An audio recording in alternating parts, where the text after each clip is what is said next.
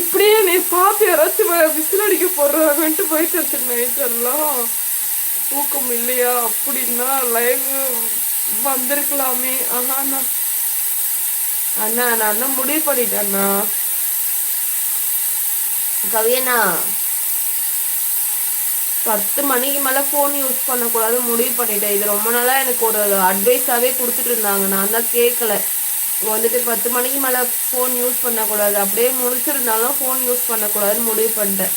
அப்படியே தூக்கம் வரலன்னா கூட அப்படியே படுத்துட்டே இருந்தால் கண்டிப்பாக தூக்கம் வந்துடும்.